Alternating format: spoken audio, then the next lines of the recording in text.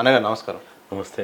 Operation Kagar విషయంలో కేంద్రం అయితే మాత్రం ఇక ఉక్కుపాదము అందరిని కూడా బెదిరించడం 2026 మార్చి లోపు మాత్రం సరెండర్ కావాల్సిందే, లేకపోతే మాత్రం ఇక మావోయిస్టులను అంతం చేస్తామని వాళ్ళు చాలాసార్లు ప్రకటన చేశారు. ఇక ఇప్పుడు జరుగుతున్న పరిణామాలు చూస్తుంటే కగార్ సక్సెస్ అయినట్టేనా?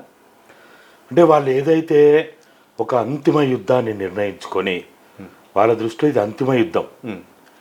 ఎందుకోసం అంటే వాళ్ళు ఆల్రెడీ పెట్టుబడిదారులతోటి, అది అదాని కావచ్చు, అంబానీ కావచ్చు, జిందాల్ కావచ్చు, టిస్కో కావచ్చు, ఇంకా రిలయన్స్ లాంటి అనేక ఎవరెవరైతే జాతీయ పెట్టుబడిదారులు కావచ్చు, అంతర్జాతీయ పెట్టుబడిదారులు కావచ్చు, వాళ్ళకి బస్తర్ అని చెప్పబడేటువంటి ఆ భూభాగానికి సంబంధించినటువంటి ఆ భూమిని, ఆ భూమిలో ఉన్నటువంటి ఆ ఖనిజ సంపదని వాళ్ళకు అప్పచెప్పడానికి, వాళ్ళు చేసుకున్న ఒప్పందాలని అమలు చేయించడానికి వాళ్ళ మధ్య ఏర్పాటు చేసుకున్న 2026 మార్చి కల్లా మాకు అప్పచెప్పాలి, మా అగ్రిమెంట్ని ఫుల్ఫిల్ చేయాలి అనేదైతే వాళ్ళ మధ్య జరిగిన ఒప్పందం అనుకూలంగా వాళ్ళు ఒక అంతిమ యుద్ధానికి భారత ప్రభుత్వం సిద్ధమయ్యి అమిత్ షా గారి నాయకత్వంలో వాళ్ళు అక్కడ ఉన్నటువంటి సిఆర్పిఎఫ్ కావచ్చు, కోబ్రాలు కావచ్చు, డిఆర్జీ కావచ్చు, ఇంకా అనేక రకాలైనటువంటి పేర్లతో ఉన్నటువంటి బలగాలని,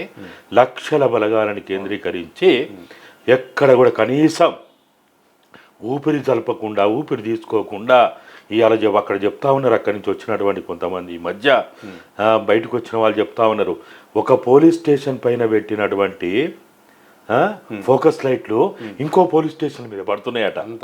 ఒక క్యాంపు మీద పెట్టినటువంటి, అంటే ఒక క్యాంప్ అంటే వాళ్ళ ఏంటంటే ఇప్పుడు ఒక క్యాంప్ అంటే వాళ్ళ దృష్టిలో 1000 మంది బలగాలతో కూడినటువంటిది ఒక క్యాంపు. ఆ క్యాంపు మళ్ళీ 3 భాగాలు అవుతుంది, 4 సెక్షన్లుగా విడిపోతుంది అన్నట్టు. అట్లా ఒక ప్రాంతంలో ఒక క్యాంపునికి సర్వాధికారాలు ఇస్తే ఆ క్యాంపుని మళ్ళా వాళ్ళు ఆ 1000 మంది బలగాలని 300, 250, 400 ఇట్లా విభజించుకొని మళ్ళా కొన్ని సెక్షన్లుగా వివిధ ప్రాంతాల్లో పోతారు. ఇప్పుడు అక్కడ సాయంత్రం అయితే మొత్తం అడవంతా దండకారణ్యమైనటువంటి, అసలు మనుషులను చూసుకోలేనటువంటి, పక్షులు కనపడినటువంటి ఆ ప్రాంతంలో ఇవాళ ఆ క్యాంపుల పైన, పోలీస్ స్టేషన్ల పైన పెట్టినటువంటి ఆ ఫోకస్ లైట్లు ఒక దగ్గర పెట్టిన ఫోకస్ లైట్ ఇంకో దగ్గర పడుతుందట. అంటే అర్థం ఏంటిది? ప్రతి 2 కిలోమీటర్లు, ప్రతి కిలోమీటరు, ప్రతి 3 కిలోమీటర్ల పరిధిలో ఇలా పోలీసు పహరా అది బ్రహ్మాండంగా వాళ్ళు అక్కడ పాగా వేసి కూర్చున్నారు. ఇది వాళ్ళు దేనికోసం చేసిందంటే వాళ్ళు పెట్టుబడిదారులతో చేసుకున్నటువంటి ఒప్పందాన్ని అమలు చేయడం కోసం వాళ్ళు చాలా పకడ్బందీ ప్లాన్ తోటి ఏర్పాటు చేసుకున్న అంతిమ యుద్ధంగా మనకు కనపడతా ఉన్నది. ఇప్పుడు మామూలుగానే పోలీస్ బలగాలు ఉన్నప్పుడు, ఇప్పుడు గతంలో చూసినాం గ్రీన్ అంటూ, లేకపోతే ఇతరత్ర పేర్లతోటి పోలీస్ బలగాలు వచ్చినప్పుడే మనం అక్కడ ఉన్న ప్రజలు కకావికలమైపోయారు. మరి ఇప్పుడు ఇంత పెద్ద ఎత్తున జరుగుతున్నప్పుడు అక్కడ బస్తర్లో ఇక పోరాటం చేస్తాము, మేము తుపాకులతో తిరుగుతాము, మేము ప్రజలకి అండదండలుగా ఉంటామని చెప్పుకునే మావోయిస్టులకి చాలా కష్టమైన పని. అదంతా ఈజీ కాదు, ఎవరికి కూడా ఈజీ కాదు. అది ఎంత కాకలు వీరినోళ్ళకు కూడా అది చాలా కష్టం. ఓది ఇప్పుడు వాళ్ళు చెప్పబడే నేషనల్ పార్క్ ఏరియా కావచ్చు, లేకపోతే మాడు ఏదైతే అబూజ్ మాడుగా చెప్పబడే ఆ ప్రాంతం కావచ్చు, లేకపోతే ఇప్పుడు కర్రగుట్ట కంచుకోట అని చెప్పుకుంటారు. కంచుకోట వాస్తవమే, ఒకప్పుడు కంచుకోట. కానీ ఇప్పటికి కూడా అక్కడ కనుక పోలీస్ బలగాలు పెద్ద ఎత్తున రాకపోతే కంచుకోటే. ఇప్పుడు పోలీస్ బలగాలు వచ్చినంత మాత్రాన ప్రజల్లో ఇప్పటికి కంచుకోటే వాళ్ళకి. ప్రజల గుండెల్లో ఉన్నారు, ప్రజల కళ్ళల్లో ఉన్నారు, ప్రజల మెదల్లో ఉన్నారు, ప్రజల శరీరాల్లో ఉన్నారు, ప్రజల జీవితంలో వాళ్ళు ఉన్నారు. కానీ ఫిజికల్గా అక్కడ లేరు. మావోయిస్టులుగా చెప్పబడుతున్నటువంటి వాళ్ళు ఈరోజు అక్కడ ఫిజికల్గా లేరు, కానీ ఆ భావజాలం ఉంది, ఆ స్ఫూర్తి ఉంది, ఆ త్యాగాలు ఉన్నాయి. ప్రజలు వాళ్ళు వాళ్ళ చర్యలో వాళ్ళు మర్చిపోలేరుగా మావోయిస్టులని ఎందుకంటే వాళ్ళ కుటుంబంలో వాళ్ళ తల్లిదండ్రులు ఎట్లనో, అక్కాజల్లెలు ఎట్లనో, వాళ్ళ అన్నదమ్ములు ఎట్లనో, మావోయిస్టులు కూడా ఆ కుటుంబంలో ఒక సభ్యునిగా చేరిపోయింది అక్కడ. కాబట్టి ఎట్లా పోతారు? వాళ్ళ చనిపోయినా లేకపోతే చంపబడ్డా తీసుకుపోయి బొందబెట్టినా కానీ ఇగో ఆ బొందకాడ లేకపోతే అక్కడ ఏదైతే మనం వాళ్ళని దహనం చేస్తామో ఆ బూడిదలో కూడా మావోయిస్టులు ఉన్నారని వాళ్ళు అభిప్రాయంతో నమ్మకంతో ఉంటారు. కానీ వాళ్ళు ఎందుకు మర్చిపోతారు? వాళ్ళు మర్చిపోరు.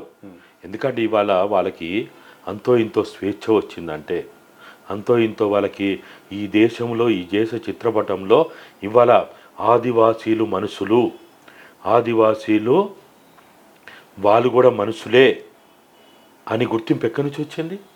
మావోయిస్టులతోటే కదా, నక్సలైట్లతోటే కదా, ఆ ఉద్యమాలతోటే కదా, ఆ పోరాటాలతోటే కదా.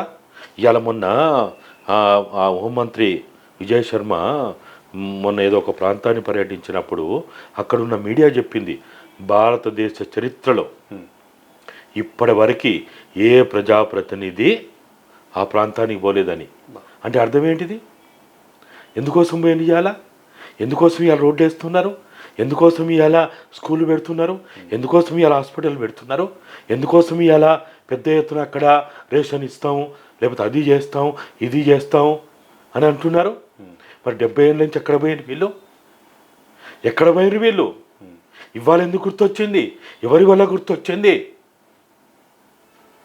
కాబట్టి ఈరోజు ఈ అంతిమ యుద్ధం వాళ్ళు అందంగా ఖగారని పేరు పెట్టుకున్నారు. కానీ ఈ అంతిమ యుద్ధం వల్ల వాళ్ళు ఆదివాసీల ఉద్యమాలని, పోరాటాలని, ఆదివాసీ ఉద్యమ పోరాటాలతోటి, ఆదివాసీ జీవితాలతోటి పెనవేసుకపోయినటువంటి మావోయిస్టులని వాళ్ళు మర్చిపోలేరు.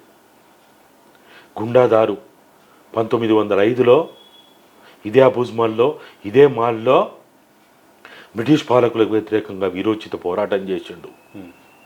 ఇప్పటికి అక్కడ ప్రజలు ఆ గుండాదారు ఫోటోలు పెట్టుకొని, విగ్రహాలు పెట్టుకొని, ఆయన ఒక దేవునిగా, ఆయనే వాళ్ళకి దేవుడు, దేవునిగా పూజిస్తూ ఉంటారు. అంటే అర్థం ఏంటిది? గుండాదారు ఎవరో ఎవరు ఇప్పుడు ఆ ఫోటోలు ఇప్పుడు ఈ తరం చూస్తున్నారు, కానీ అప్పుడు ఎవరు చూసారు? కాబట్టి ఒక బిర్సా ముండా అయినా, ఒక తిలకా మాంజీ అయినా భారతదేశంలో ఆదివాసీ వీర యోధులుగా నిలిచినటువంటి, ఇక్కడ మన దగ్గర అయితే కొమరం భీం కానీ, ఆంధ్రాలో మన్యం పోరాట వీరుడైన అల్లూరి సీతారామరాజు కానీ, వీళ్ళని ఎవరు మర్చిపోతున్నారు? ఉద్యమాలని, పోరాటాలను ఎవరు చంపలేరు. ఉద్యమ పోరాట భావజాలాన్ని ఎవరు చంపలేరు. ఆశయాన్ని, లక్ష్యాన్ని ఎవరు చంపలేరు. వాళ్ళతో పెనవేసుకుపోయిన సిద్ధాంతాన్ని ఎవరు చంపలేరు. కానీ నువ్వు సారి భౌతికంగా నిర్మూలిస్తావు కావచ్చు. ఉరి కంబాన్ని ముద్దాడిన భగత్ సింగ్ని నువ్వు ఉరేయగలిగినవు కావచ్చు. కానీ ఈరోజు భారతదేశ చరిత్రలో భగత్ సింగ్ పేరు ఈ తరం కూడా వాళ్ళ చుట్టమా, వాళ్ళ కులమా, వాళ్ళ జాత్యా, వాళ్ళ ప్రాంతమా, వాళ్ళ రక్త సంబంధికులమా?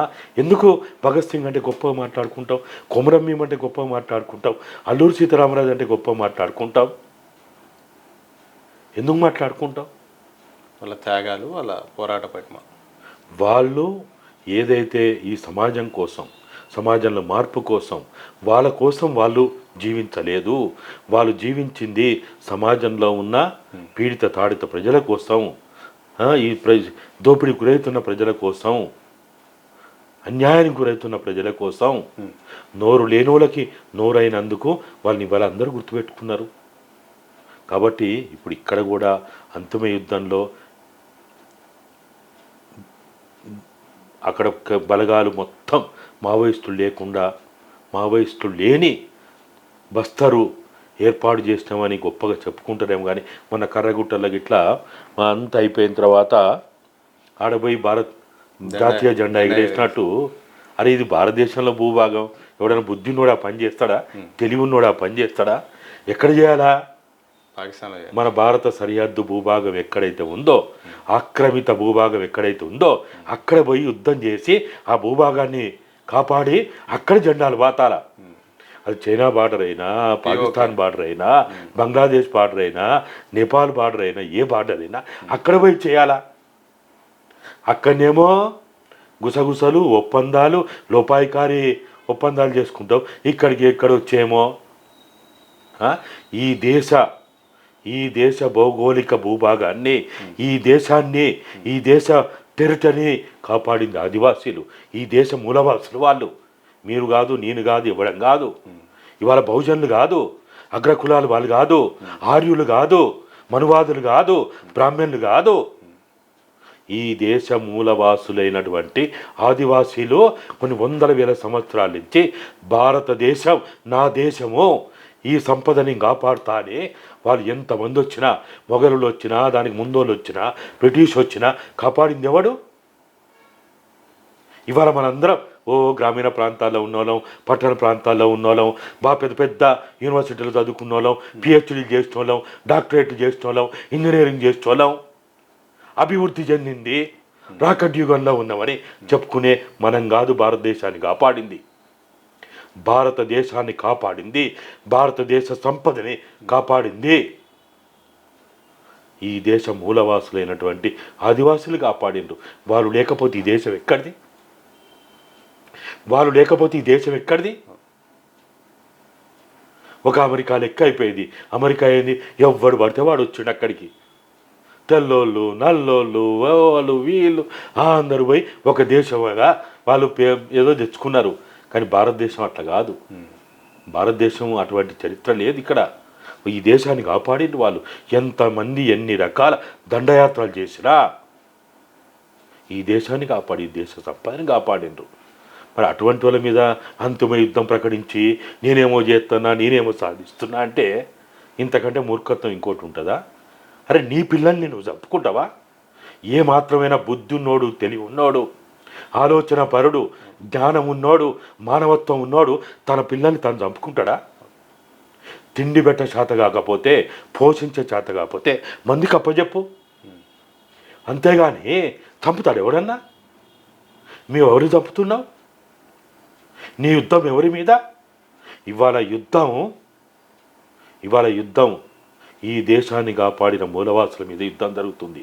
ఇవాళ యుద్ధము భారతదేశ సార్వభౌమత్వాధికారిగా చెప్పబడుతున్నటువంటి, భారతదేశ రాజ్యాంగం చెప్పబడుతున్నటువంటి ఇవాళ భారత రాజ్యాంగం మీద యుద్ధం జరుగుతున్నది.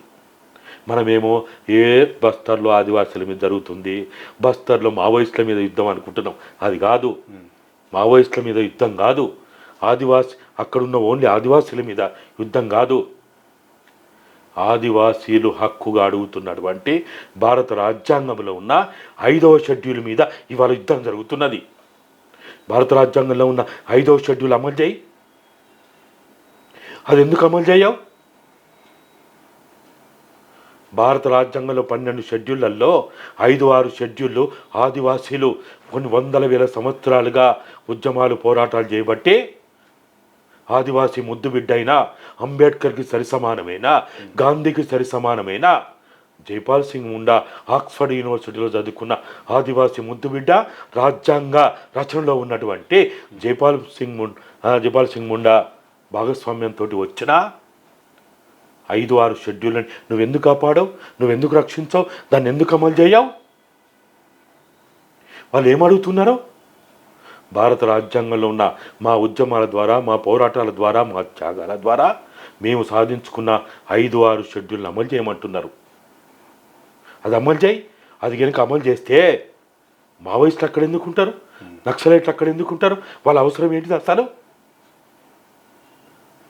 ఒక తిలకా మాంజీ కావచ్చు, ఒక బిర్సా ముండా కావచ్చు, భారతదేశంలో స్వాతంత్ర పోరాటానికి ముందే, అంబేద్కర్ అంటరాని తన పోరాటానికి ముందే ఈ దేశంలో మొఘలులు కావచ్చు, బ్రిటిష్ వాళ్ళకు కావచ్చు, ఇంకా అంతకుముందు కావచ్చు, ఉద్యమాలు, పోరాటాలు చేసింది ఆదివాసీలు. బ్రిటిష్ గాంధీ నాయకత్వంలోనో స్వతంత్ర పోరాటం ఎప్పుడు ప్రారంభమైంది? 1850s తర్వాత. అంబేద్కర్ అంటరానితనానికి వ్యతిరేకంగా, లేకపోతే ఇక్కడ ఉన్నటువంటి దళితులుగా చెప్పబడే వాళ్ళకి వివక్ష, ఆధిపత్యం, వీటికి వ్యతిరేకంగా అంబేద్కర్ పోరాటం చేసింది కూడా అంతా 1900 తర్వాత. కానీ ఆదివాసులు ఎప్పటి నుంచి చేసారు? కాబట్టి ఆదివాసీ పోరాటాలని మనం అర్థం చేసుకోకపోతే ఇవాళ ఇదే ప్రధానమంత్రి అల్లూరి సీతారామరాజు విగ్రహం వచ్చి పెట్టిండు కదా. ఆ విగ్రహంలో అల్లూరి సీతారామరాజు విగ్రహంలో అక్కడ ఆయుధం ఉంది కదా, బాణాలు ఉన్నాయి కదా. మరి అల్లూరి సీతారామరాజు విగ్రహంలో ఆయుధాలు పెట్టి బాణాలు పెట్టి అన్నీ పెట్టి ఆయనని గొప్పగా కీర్తిస్తూ అక్కడేమో మాట్లాడుతావు, ఇక్కడనేమో ఆయుధాలు పట్టుకుంటే తప్పు, ఆయుధాలు పట్టుకుంటే నేరం, అది రాజ్యాంగ వ్యతిరేకం, అది చట్ట వ్యతిరేకం. బిర్సా ముండా, తిల్కా మాంజీ భారతదేశంలో సాయుధ పోరాటాన్ని ప్రారంభించింది మావోయిస్టులు కాదు, కమ్యూనిస్టులు కాదు. తిల్కా మాంజీ భారతదేశంలో సాయుధ పోరాటాన్ని ప్రారంభించిండు. గెరిల్లా పోరాటాన్ని నక్సలైట్లు ప్రారంభించలే, మావోయిస్టు ప్రారంభించలే, పీపుల్స్ వార్ ప్రారంభించలే. గెరిల్లా పోరాటాన్ని ప్రారంభించింది తిల్కా మాంజీ. ఇవాళ చరిత్ర తెలియని వాళ్ళు ఏదో పిచ్చి పిచ్చిగా వాగుతూ ఉన్నారు. ఎవడనట తుపాకీ కొట్టంలోంచి రాజ్యాధికారం వస్తుందని ఎవడు అన్నాడట. ఎవడు అన్నాడు? ఏ విప్లవకారుడైనా అంటాడా? బుద్ధి ఉన్నోడు, తెలివి ఉన్నోడు, నిజమైన విప్లవకారుడు ఎవడైనా తుపాకీ కొట్టంలోంచి రాజ్యాధికారం వస్తుందా? బుల్లెట్ నుంచి రాజ్యాధికారం వస్తుందా? కావాలని ఉద్దేశపూర్వకంగా వాళ్ళ మీద ఒక నెపం పెట్టి వాళ్ళకి రక్తం దాగడమే తెలుసు, హింసే తెలుసు. కమ్యూనిస్ట్కి, మావోయిస్ట్కి ఉన్నంత మానవత్వం ఈ ప్రపంచంలో ఎవరికి ఉంది? ఆ మానవత్వం? చీమను చంపాలంటే కూడా ఆలోచిస్తారు. అడవిలో క్రూర మృగాలైనటువంటి వాళ్ళ మధ్య తిరుగుతుంటే కూడా వాటిని చంపాలంటే ఎంతో ఆలోచిస్తారు. మరి ఇక్కడ అతి భయంకరంగా మీరు మానవత్వం లేకుండా, మానవత్వం అంటే ఏందో కూడా తెలియని రీతిలో మీరు ఇంతకుముందు చెప్పినట్టు 2026 మార్చి 31 లోపు ఇంకా లొంగిపోకపోతే చంపుతాము. అరే రాజ్యాంగం మీద ప్రమాణం చేసిన వాళ్ళు చంపుతామని ఎవడైనా మాట్లాడొచ్చా? రౌడీలా, గుండాలా, హంతకులు ఎవరిప్పుడు? హంతక రాజకీయాలు ఎవరు మాట్లాడుతున్నారు? మేమేం మావోయిస్టులం కాదు, మేమేమి నక్సలైట్లం కాదు. మేము ఇలా సాధారణ జీవితం జీవించిన మాకు అర్థమైన కాడికి ఈ సమాజంలో ఉన్నటువంటి ఈ అసమానతలు, ఈ దోపిడీ, ఈ పెత్తనం, ఈ వివక్ష మా కళ్ళారా చూస్తున్నందుకు నేరమే అధికారమే నేరస్తులు చేస్తుంటే నోరుండి ఊరక కూర్చున్న ప్రతివాడు నేరస్తుడవుతాడు. ఇవాళ మాట్లాడకపోతే నేను కూడా నేరస్తున్నైతా, మీరు నేరస్తులవుతారు, అందరం నేరస్తులవుతాం. నేరమే అధికారమే నేరస్తులు చేస్తుంటే నోరుండి ఊరక కూర్చున్న ప్రతివాడు నేరస్తుడవుతాడు. మాట్లాడాలి కదా, రాజ్యాంగం గదే చెప్పింది కదా, మానవత్వం గదే చెప్పింది కదా, మానవ విలువలు గదే చెప్పింది కదా. ఇలా ఖురాన్ ఏం చెప్పింది, బైబిల్ ఏం చెప్పింది, రామాయణ మహాభారతాలు ఏం చెప్పారు? గుళ్ళు గోపురాలు పోతాం, చర్చిలకు పోతాం, మసీదులకు పోతాం. ఏం చెప్పింది అక్కడ? అన్యాయాన్ని జరుగుతుంటే కళ్ళప్పగించి చూడమన్నారా? అన్యాయం జరుగుతుందని నీకు తెలిస్తే, నీ చెవులలో వినపడితే నోరు పోసుకొని కూర్చోమన్నారా? కళ్ళ గంతాలు కట్టుకోమన్నారా? చెవులలో సీసం పోసుకోమన్నారా? మాట్లాడడం నేరమా? మరి మాట్లాడమే నేరమైతే, ప్రశ్నించడమే నేరమైతే బ్రిటిష్ వాళ్ళు ఇక్కడి నుంచి పోయేవాళ్ళ. కాబట్టి ఇవాళ ఈ అంతిమ యుద్ధం పేరుతోటి ఏదైతే వీళ్ళు మారణ హోమం సృష్టిస్తున్నారో, దీంట్లో ఎవరు గెలిచిండ్రు, ఎవరు ఓడిండ్రు అనేది మనం మాట్లాడుకోవాలంటే అంతిమంగా ధర్మం గెలుస్తుంది, న్యాయం గెలుస్తుంది. ఆ ధర్మం, న్యాయం అంటే ఏంటిది? ఆదివాసీల యొక్క ఇవాళ వాళ్ళ డిమాండ్లు ధర్మబద్ధమైనవి, న్యాయబద్ధమైనవి, చట్టబద్ధమైనవి, రాజ్యాంగబద్ధమైనవి. కాబట్టి వాళ్ళు ఎప్పటికైనా ఇప్పుడు ఓడిపోతారా గెలుస్తారా అది వేరే విషయం, కానీ అంతిమంగా వాళ్ళే గెలుస్తారు. ఇటు మల్లోజుల, అటు ఆశన్న గారు ఒక్కసారిగా వందలాది మందితో వాళ్ళు ఒకసారి సరెండర్ కావడం, అది కూడా ఆయుధాలతో మొత్తం కూడా ప్రభుత్వం ముందు కూడా లొంగిపోవడం, దాన్ని కూడా పెద్దగా ఈ రాజ్యాలు కూడా సీరియస్గా దాన్ని ఒక చూపించడం, అలాగే రకరకాల చర్చలు నడుస్తున్నాయి. సరెండర్ల పర్వం పట్ల మీరు చూసిన విశ్లేషణ ఉంటాయి. వాళ్ళు బయటికి రావడం కరెక్టా, లేకపోతే ఆయుధాలతో బయటకు రావడం కరెక్టా కాదని ఎట్లా చెప్తారు? ఇప్పుడు వాళ్ళు పోవడం కానీ వాళ్ళు రావడం కానీ వాళ్ళ వ్యక్తిగత నిర్ణయం. దాన్ని ఎవ్వరమేం తప్పు పట్టలేము. వాళ్ళు పోవడం తప్పు పట్టలేము, వాళ్ళు రావడాన్ని కూడా తప్పు పట్టలేము. కానీ వాళ్ళు వచ్చిన తీరు ఉంది చూడు, వాళ్ళు వచ్చిన పద్ధతి ఉంది చూడు, అదే కొంత బాధాకరంగా ఉంది, అవమానకరంగా ఉంది. అది ప్రజలు ఒక రకంగా దాన్ని వ్యతిరేకిస్తున్నారు. ఇప్పుడు మన ఇష్టం వచ్చినట్టు చేస్తా అంటే నడవదు. సమాజంలో కొన్ని సాంప్రదాయాలు ఉంటాయి, కొన్ని పద్ధతులు ఉంటాయి, దాన్ని మనం పాటించాల్సి వస్తుంది. నువ్వు ఉద్యమంలో పో, పోరాటంలో పో, నీకు చేతగాలే, నీకు ఏ కారణాలు ఏమైనా కావచ్చు, అనారోగ్యం కావచ్చు, వ్యక్తిగత బలహీనతలు కావచ్చు, లేకపోతే అక్కడ ఏమైనా గొడవలు జరగవచ్చు, సిద్ధాంత గొడవలు జరగవచ్చు, లేకపోతే ఆధిపత్య పోరు కావచ్చు, లేకపోతే ఏదైనా కావచ్చు. ఇది అదే అని మనం చెప్పలేము. ఒక్కొక్కరికి ఒక్కొక్క కారణం ఉంటుంది. వాళ్ళు బయటికి వస్తున్నప్పుడు దానికి కొన్ని పద్ధతులు పాటించాలి. పద్ధతులు అందుకనే ఇప్పుడు మహనీయులు ఏం చెప్తారంటే, నువ్వు రిట్రీట్లో కూడా రెస్పెక్టబుల్ రిట్రీట్ చేయమంటాడు. నీ తిరోగమనంలో కూడా హుందాతనం ఉండాలంటారు, గౌరవప్రదంగా ఉండాలంటారు. ఇప్పుడు భార్యాభర్తలు వాళ్ళ భార్యాభర్తలు కాదని ఎవడని లేడు. మేము భార్యాభర్తలం కాబట్టి మేము ఎక్కడైనా సంసారం చేస్తా అంటే, రోడ్ల మీద సంసారం చేస్తాం, పార్కులలో సంసారం చేస్తా అంటే సమాజం ఇస్తుందా? పార్కులలో 100 మంది ఉంటారు, 1000 మంది ఉంటారు, అనేక రకాల వాళ్ళు ఉంటారు.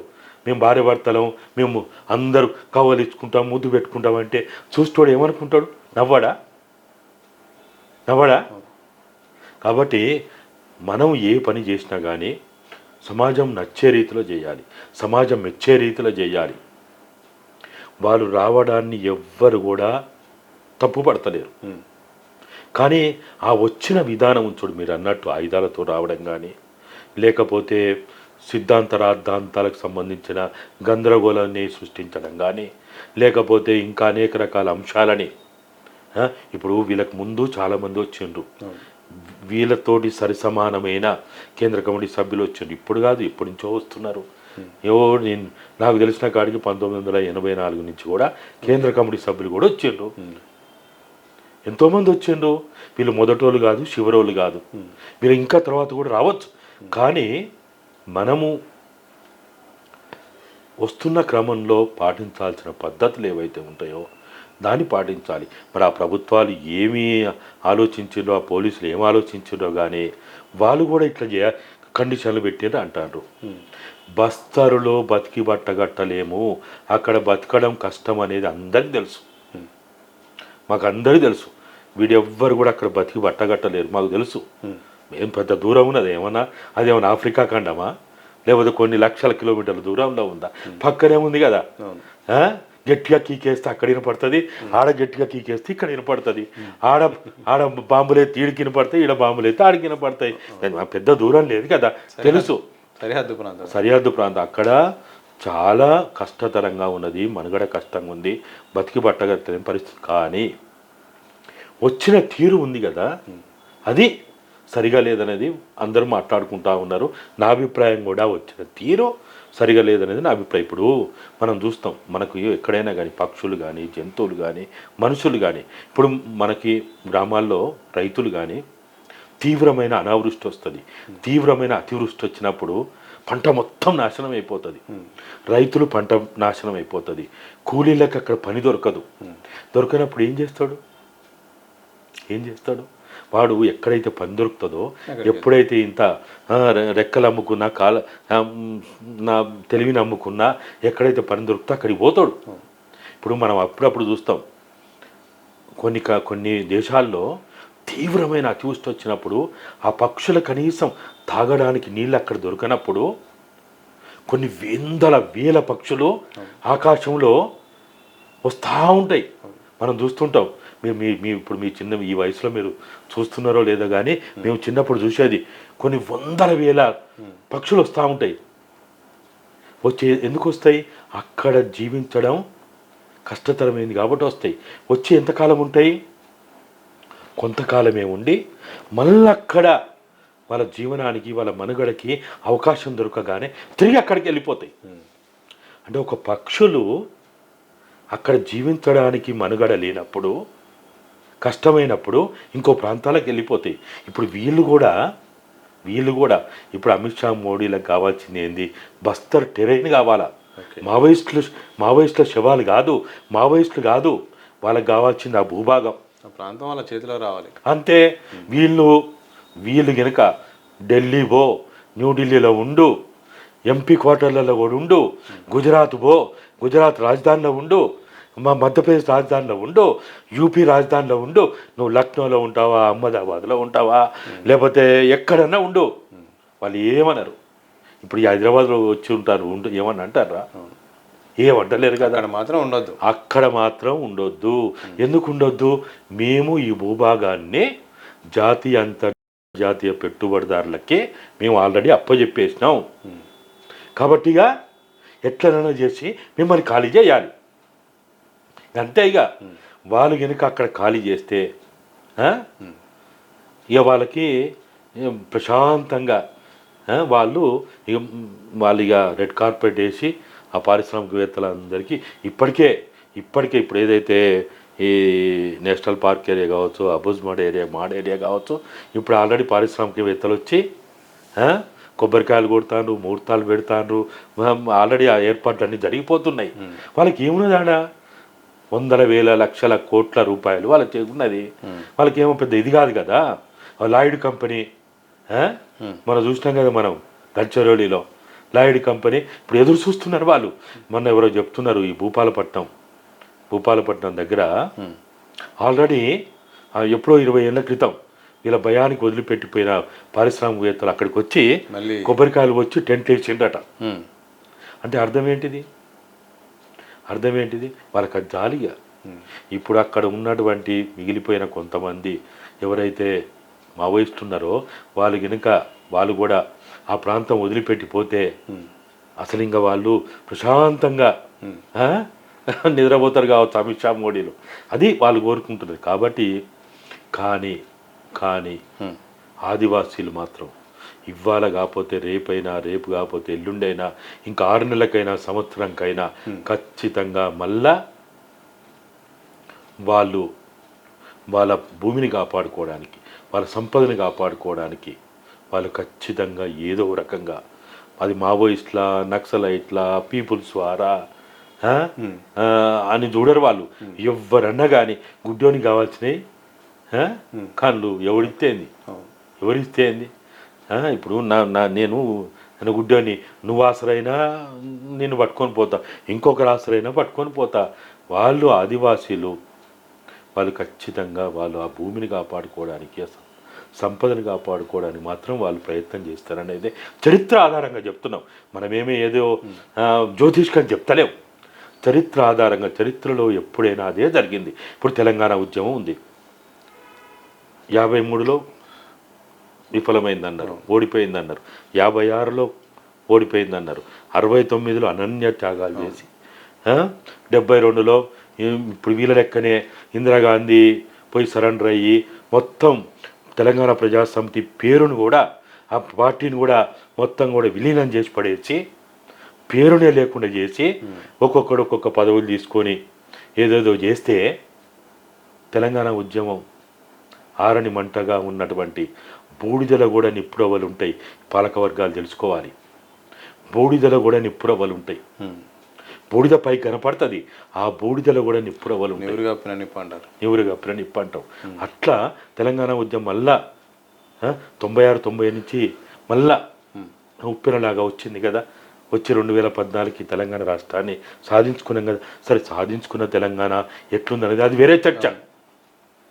కాబట్టి ఎప్పుడు కూడా ఆ ఉద్యమం, ఆ పోరాటం పవిత్రమైందైతే అది ఖచ్చితంగా ఏదో ఒక రోజు విజయాన్ని ముద్దాడుతుంది అనేదే నా ప్రగాఢ నమ్మకం.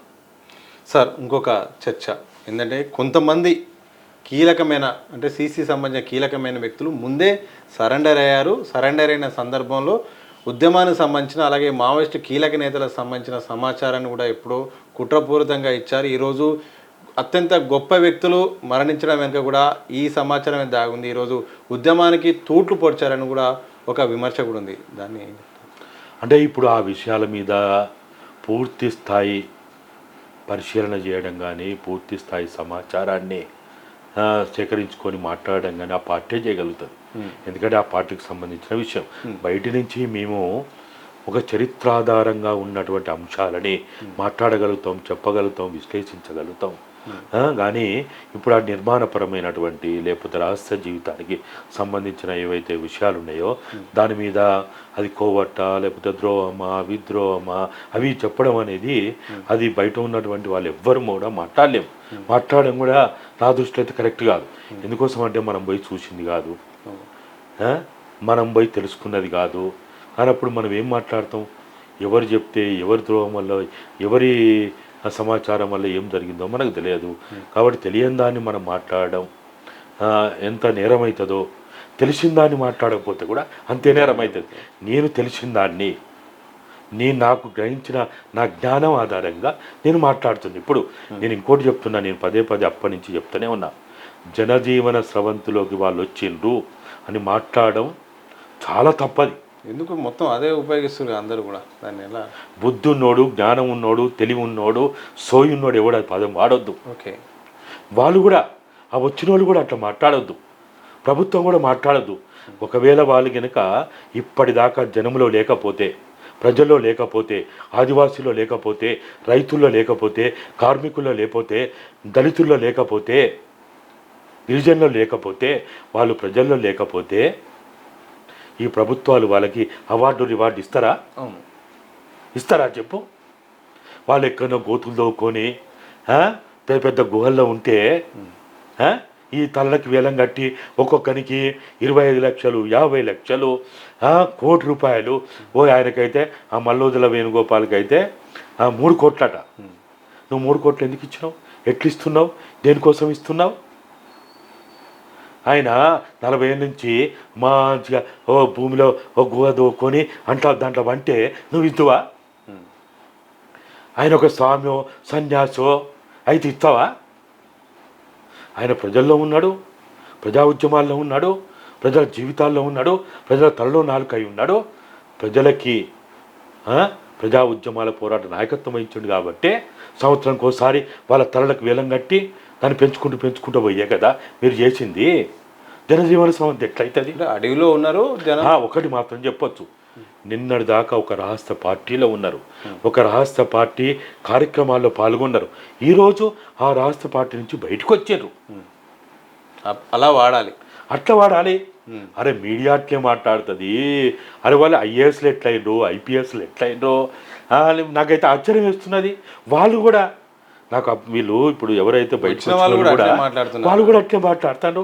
అరే 40 ఏళ్ళ నీ ఉద్యమ జీవితం, నీ విప్లవ జీవితం ఇదేనా మీరు నేర్చుకున్నది? ఇదేనా మాట్లాడ? ఎవ్వరు అది మాట్లాడినా తప్పది. వాళ్ళు నిన్నటిదాకా జనంలో ఉన్నారు, ఈరోజు కూడా జనంలో ఉంటా అంటున్నారు. అది మాట్లాడు. మేము ఇప్పటి వరకు ఈ రోజు వరకు రహస్య పార్టీలో ఉన్నాం, రహస్య పార్టీ నిర్మాణాల్లో ఉన్నాం, రహస్య పార్టీ కార్యక్రమాల్లో ఉన్నాం. ఈరోజు మేము అజ్ఞాతంలో ఉన్నామని వాడచ్చు. అరే రాముడి అజ్ఞాతంలో ఉన్నాడు, రాముడి అరణ్యవాసం చేసాడు. భారతదేశంలో చాలా గొప్ప దేవునిగా కీర్తింపబడుతున్నటువంటి మన అందరికీ గొప్పగా చెప్పుకున్నటువంటి రాముడే అజ్ఞాతవాసం పోయాడు, అరణ్యవాసం పోయాడు. ఈరోజు ఈ దేశ ప్రధాని నరేంద్ర మోడీ కూడా ఎమర్జెన్సీలో 2 సంవత్సరాలు అజ్ఞాతవాసంలో ఉన్నాడు. ఓకే, నరేంద్ర మోడీ ఆ రోజు ఎమర్జెన్సీలో ఆయన పేరేంటిది ఒకసారి చెప్పమని చూద్దాం. ఆయన పేరు నరేంద్ర సింగ్. ఆయన సిక్కుల లెక్క తలపాగా పెట్టుకొని 2 సంవత్సరాలు ఆకారం మార్చుకొని, వేషం మార్చుకొని, పేరు మార్చుకొని ఆయన కూడా రహస్య జీవితంలో ఉన్నాడు. రహస్య జీవితంలో ఉంటే నేరమా? మరి ఒకవేళ నేరమైతే, అది తప్పైతే భారత ప్రధానమంత్రి కూడా నేరస్తుడే అవుతాడు, రాముడు కూడా నేరస్తుడే అవుతాడు. అయితే కాదా? కాబట్టి మీరు నిన్నటిదాకా ఈరోజు దాకా మీరు రహస్య పార్టీలో ఉన్నారు, రహస్య పార్టీ నిర్మాణంలో ఉన్నారు, ఈరోజు బయటికి రాదలుచుకున్నారు, వస్తున్నారు అంతే. ఇప్పుడు మేము వచ్చినప్పుడు కూడా అదే మాట్లాడినాం. ఇప్పుడు గద్దరన్న 1985లో ఇక్కడ ఉన్న నిర్బంధాన్ని తట్టుకోలేక, బయట రక్షణ లేక ఆ రహస్య జీవితంలోకి పోయిండు. అడవిలో పోయిండా, లేకపోతే పట్టణాల్లో ఉన్నాడా, ఎక్కడ మొత్తానికి ఉన్నాడు. ఉండి 1989లో చెన్నారెడ్డి ప్రభుత్వం వచ్చిన తర్వాత కొంత ఇక్కడ బయట లీగల్ అవకాశాలు ఇవ్వగానే ఆయన బయటకు వచ్చిండు. బయటకు వచ్చినప్పుడు పత్రికలు కూడా, ఆ రోజున్న మీడియా రహస్య జీవితంలోంచి బయటకు వచ్చిన గద్దరని రాచిండు. అట్లా రాయాలా, అట్లా చెప్పాలా? మరి ఇవాళ మీడియా ఏమో కానీ మీడియా అట్లనే ఉన్నది. పెద్ద పెద్ద చదువులు చదువుకున్నామన్న ఐఏఎస్లు ఐఏపీఎస్లు అదే మాట్లాడుతున్నారు. 30 ఏళ్ళు 40 ఏళ్ళు మేము విప్లవకారులుగా మనగడ. అందరు తప్పు ఉన్నది, మొత్తానికి అందరు తప్పు ఉంది ఇట్లా. కాబట్టి దయచేసి నేను మీడియాకి 2 చేతులు జోడించి వేడుకునేది ఒక్కటే, జనజీవన స్రవంతి అనే పదాన్ని వాడకుండా రహస్య పార్టీలోంచి, రహస్య జీవితంలోంచి, రహస్య నిర్మాణాల్లోంచి, రహస్య కార్యకలాపాల నుంచి బయటకు వస్తున్నారు. బయటకు వచ్చిందని చెప్పండి సార్. సరెండర్ అయినాక ఒక పదాన్ని కూడా వాడుతున్నారు. ఎవరైతే బయటకు వచ్చిన వాళ్ళు ఉన్నారో పరిస్థితులు మారిపోయాయి, ఇప్పుడున్న పరిస్థితుల్లో ఇక రావాల్సిన పరిస్థితి వచ్చిందని మాట్లాడుతూ ఒక పదం ఏంటంటే ప్రజా మద్దతు అనేది మా ఉద్యమాలకు లేదు, అందుకోసం మేము ఈ నిర్ణయం తీసుకోవాల్సి వచ్చిందని కూడా చెప్పారు. నిజంగానే మావోయిస్టు పార్టీకి, మావోయిస్టులకు ప్రజల మద్దతు లేదని అనుకుంటున్నారు? ఇప్పుడు ఎప్పుడు కూడా గతితర్కం ఏం చెప్తుందంటే అవునులో కాదు ఉంటుంది, కాదులో అవును ఉంటుంది, ఎస్లో నో ఉంటుంది, నోలో ఎస్ ఉంటుంది. ఇప్పుడు మనం ఉన్నాం, మనలో కొన్ని మనం పైకి మగోలుగా చెప్పబడిన, పురుషులుగా చెప్పబడిన, మేల్ జాతిగా చెప్పబడిన మనలో కొన్ని ఫీమేల్ క్యారెక్టర్స్ ఉండవా? అట్లనే ఫీమేల్లో కూడా కొన్ని మేల్ క్యారెక్టర్స్ ఉంటాయి. ఎప్పుడు కూడా సమాజంలో ఎప్పుడు కూడా ఆయా కాలమాన పరిస్థితులలో ఒకటి పైకి కనపడుతుంది, ఒకటి లోపల ఉంటుంది. ఇప్పుడు అవునులో కాదు లేదా, ఒక గెలుపులో, ఒక విజయంలో అపజయం లేదా, ఉండదంటారా? ఇప్పుడు ఒక ఎమ్మెల్యే గెలుస్తున్నాడు, ఒక ఎమ్మెల్యే ఎంతతోటి గెలుస్తాడు? ఒక్కొక్కటితోటి 2 ఓట్లతోటి, 100 ఓట్లతోటి, 1000 ఓట్లతోటి, 5000 ఓట్లతోటి, 10,000 ఓట్లతోటి గెలుస్తాడు. అంటే అర్థం ఏంటిది? ఓడిపోయినోడికి కూడా ఓట్లు వచ్చినట్టే కదా, ఓడిపోయినోడు కూడా గెలుపుకు దగ్గరగా వచ్చినట్టు కదా. నీకు వానికి తేడా ఎంత? 1 ఓటు, 10 ఓట్లు, 100 ఓట్లు, 1000 ఓట్లు, 10,000 ఓట్లే, అంతే కదా. అంతేగాని జీరో అయితే కాదు కదా, వాడు జీరో అయితే కాదు కదా, 1 ఓటు రాకుండా లేడు కదా. అయినా వానికంటే నీకు 1 ఓటు ఎక్కువ వచ్చినందుకు నువ్వు గెలిచినావు, అంతేగా తేడా. కాబట్టి ఇక్కడ వీళ్ళు ఎవరైతే ఇవాళ పరిస్థితులు అనుకూలంగా లేవు, లేకపోతే ప్రజా మద్దతు లేదు, లేకపోతే అది లేదు ఇది లేదు మాట్లాడుతున్నారు, ఆయుధాలతో అట్లా ఉండదు. అసలు ఆయుధం అనేది, సాయుధ పోరాటం అనేది కానీ ఆయుధం అనేది తెలిసి తెలియక చాలామంది మాట్లాడుతున్నారు. నేను మిమ్మల్ని అడుగుతా, మీరు చెప్పండి సమాధానం. భారతదేశంలో కానీ ప్రపంచంలో కానీ ఏ మతమన్నా కానీ, అది క్రిస్టియన్ కానీ, లేకపోతే ముస్లిం కానీ, లేకపోతే ఇవాళ చెప్పబడే హిందుత్వం కానీ, లేకపోతే బుద్ధిజం కానీ, జైనులు కానీ, ఏదన్నా కానీ ఆయుధం చేతబట్టనటువంటి ఒక్క దేవుని పేరు చెప్పండి, ఒక్క దేవుని పేరు చెప్పండి. లేదు, మ్యాక్సిమం ఏదో సందర్భంలో కనిపిస్తూ ఉంటుంది. ఉన్నారా ఎవరన్నా? దుర్గామాత కావచ్చు, కాళీమాత కావచ్చు, ఇంకా ఆ మాత కావచ్చు, ఈ మాత కావచ్చు, లేకపోతే ఏ దేవుడైనా తీసుకో, ఆయుధాన్ని చేతబూడనటువంటి, ఆయుధాన్ని ఆధారం చేసుకున్నటువంటి, మంచి పనికి పూనుకోనటువంటి ఈ సమాజంలో ఎవరైనా ఉన్నారా? ఉన్నారంటే ఒక్క పేరు చెప్పండి. లేరు, ఉండరు కూడా. ఆయుధం అనేది అది జీవిత ప్రమాణంలో, జీవిత మనుగడలో అది ఒక భాగస్వామి. మనం వెనకట పూర్వకాలంలో, అతి పూర్వకాలంలో అప్పుడు రాయి, రప్ప, కర్ర అదొక ఆయుధం. తర్వాత ఏమైపోయింది, ఇనుము ఎప్పుడైతే మనకు కనుగొనబడిందో, ఇనుము ఆధారిత పదార్థం ఎప్పుడైతే మనకు వచ్చిందో, కొడవలు వచ్చింది, గొడ్డలు వచ్చింది, కత్తి వచ్చింది, పారొచ్చింది, పలుగు వచ్చింది, అనేక రకాలైనటువంటి ఆయుధాలు వచ్చినాయి. మరి ఇనుపుతో కూడినటువంటి పదార్థం లేనప్పుడు కూడా ఆయుధం ఉన్నది. ఇవాళ మన రైతులు, మీరు ఎక్కడ పుట్టిండో, మీ వరంగల్ ఒక వరంగలేనా, గ్రామీణ ప్రాంతమే కదా, మీకు వ్యవసాయం ఉంది కదా, లేకపోతే వ్యవసాయం కానీ లేకపోతే వ్యవసాయ కూలీలు కానీ, వాళ్ళు పంట పొలాలకు పోతుంటే పగులైనా రాత్రి అయినా చేతిలో కర్ర లేకుండా పోరు. మరి చేతిలో కర్ర లేకుండా పోవడం నేరమా, అది ఆయుధమా? ఆత్మరక్షణ అంతే కదా, స్వీయ రక్షణ. మీరు ఆత్మరక్షణ అంటారు, నేను ఆత్మ ఉందా లేదా అనే అనుమానం నాకు ఉంది కాబట్టి నేను స్వీయ రక్షణ అంటా. స్వీయ రక్షణ కోసం ఆయుధం పట్టని వాళ్ళు ఎవరు? రావణాసుని ఎట్లా చంపిండ్రు? మహాభారతంలో, రామాయణంలో యుద్ధాలు ఏం జరిగింది? పెద్ద పెద్ద యుద్ధాలు చెప్పుకుంటాం కదా. మా రామాయణాన్ని పెద్ద పెద్ద విభాగాలుగా చేసి మనకు టెలికాస్ట్ చేసింది కదా. దాంట్లో ఏం జరిగింది? ఏ చరిత్రలోనైనా యుద్ధం ఇప్పుడు సినిమాల్లో చూపిస్తున్నాం, సినిమాలో పెద్ద పెద్ద చూపిస్తుంటారు. అవన్నీ ఏంటి మరి? ఒక చెడ్డవాన్ని, ఒక నేరస్తుని, ఒక హంతకుణ్ణి, ఒక బందిపోటుని, ఒక ప్రజాకంటకుణ్ణి అంతమొందించాలంటే మరి ఎట్లా చేస్తారు? మరి రాజ్యం దగ్గరనే తుపాకులు ఉండాలని మాట్లాడతారు. ఒకే తుపాకు ఉండాలి, అది రాజ్యం దగ్గరనే ఉండాలి, అది చట్టబద్ధంగా ఉండాలంటారు. ఇప్పుడు డాక్టర్కే రోగం వచ్చింది అనుకో, డాక్టర్కే రోగం వచ్చింది, మరి ఎవరు ట్రీట్మెంట్ చేయాలా? ఇవాళ మన రాజ్యాంగానికే రోగం వచ్చింది, తూట్టుబడ్డాయి, రాజ్యాంగానికి చెదలు పడుతున్నది. మరి ఎవరు చేయాలా? ఎవరు రిపేర్ చేయాలా? ఎవరు దాన్ని ట్రీట్మెంట్ చేయాలా? మనం చేయాలా వద్దా? ఇప్పుడు తల్లిదండ్రులకి రోగం వస్తే బిడ్డలు ట్రీట్మెంట్ చేస్తారు, బిడ్డలకు రోగం వస్తే తల్లిదండ్రులు ట్రీట్మెంట్ చేస్తారు. ఒకరికొకరు ఎప్పుడు కూడా అనుసంధానంగా ఉండాల. కాబట్టి ఇవాళ కొంతమంది అది ఒకే ఆయుధం ఉండాలి, అది రాజ్యాంగం దగ్గరనే ఉండాలి, అది పోలీసుల దగ్గరనే ఉండాలంటే, అరే పోలీసులే ఇవాళ దోపిడీదారుల చేతుల్లో కీలుబొమ్మలైనప్పుడు ఏం చేస్తారు? పోలీసులు కూడా వాళ్ళు ఎప్పుడు కూడా మనస్ఫూర్తి ఏం చేయరు. వాళ్ళు కూడా ఇవాళ ఛత్తీస్గఢ్లో కావచ్చు, లేదా భారతదేశంలో ఎక్కడైనా సరే ఏదైనా ఇటువంటి పని చేయాలన్నప్పుడు వాళ్ళు కూడా కళ్ళ నీళ్ళు పెట్టుకుంటూ చేస్తున్నారు. ఎందుకంటే వాళ్ళు కూడా పేద బిడ్డలే. వాళ్ళు కూడా ఏడ్చుకుంటూ నా చెయ్యిని నరుక్కుంటున్నా, నా కాలు నరుక్కుంటున్నా, నా కంటపులు ఏలు పెట్టి పొడుచుకుంటున్నా అని వాళ్ళు కూడా బాధపడుతున్నారు. ఎంతమంది పోలీసు వాళ్ళు మాతో మాట్లాడతారు, ఎంతమంది పోలీస్ అధికారులు మాట్లాడతారు, ఏమేం చెప్తారు మీతోని అలా ఎమోషన్ కానీ?